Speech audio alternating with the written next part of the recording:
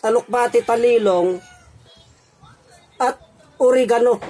Ito mga kaubayan. Ako po'y gagawa ng vitamins. Gagawa ko ng vitamins ngayon.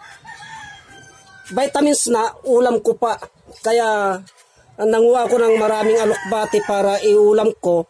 Yan po yung talilong mga kaubayan. No? Gagawa po ako ng vitamins. Yan. Saka yung alokbati.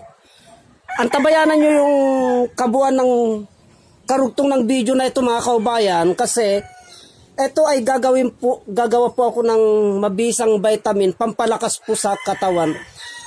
Ang kasangkapan nito, alokbati, talilong, oregano. Ito, talilong, alokbati, at oregano. Yan. At honeybee. Lulutuin ko po yan mga kaubayan. Kaya antabayanan nyo po ang karugtong ng videos na ito. Para sa ganun ay magkaroon po kayo ng kaalaman kung paano po gumawa ng vitamins. Ito, kasi kaya ko na-experiment ito mga kaubayan dahil mahilig po akong uminom ng energy drink.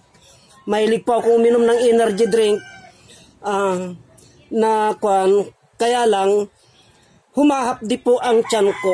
Kaya nung natuklasan ko po ito kung paano gumawa ng energy drink sa katawan ay hindi na po ako bumibili ng energy drink.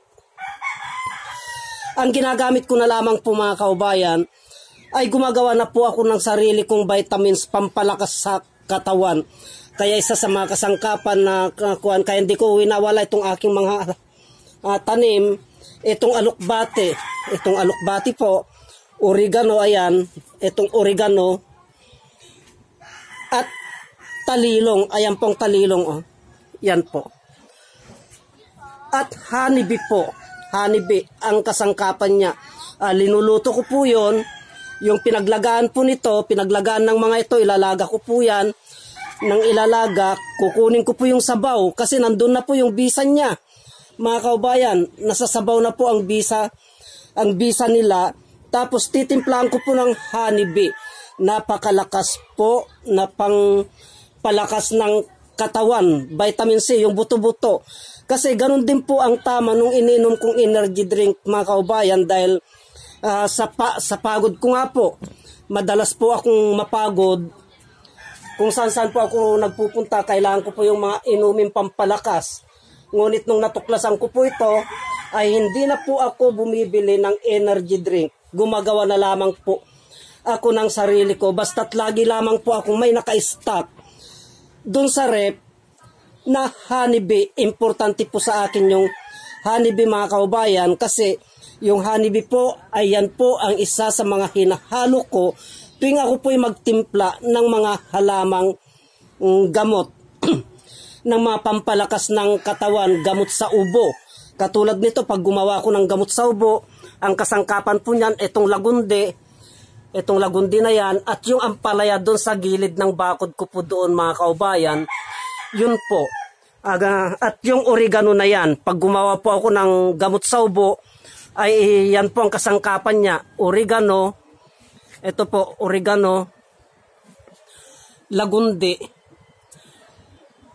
at yung ampalaya, yung nasa bakod po na yun mga kaubayan, at honeybee. Yan po, kaya wag po nating baliwalain yung kahalagaan ng honeybee kasi po, marami pong benepisyo tayong nakukuha sa honeybee. Mga kaubayan, ultimo sa hika ay ginagamit po namin yung honeybee, kaya hindi po ako nawawalaan ng honeybee. Antabayanan nyo po yung karugtong na videos nito. Kung pag nagawa ko na po na vitamins ito, pag naluto na po ito mga kaubayan, kaya paki-share ang video na ito mga kaubayan para malaman po ng ating mga kaubayan yung kahalagaan ng mga halamang gamot na ito na hindi na po kailangan pa natin bumili ng mga halamang gamot, nandyan po ay ng mga gamot na pampalakas, nandyan po lamang sa ating tabi-tabi. Marami pong salamat.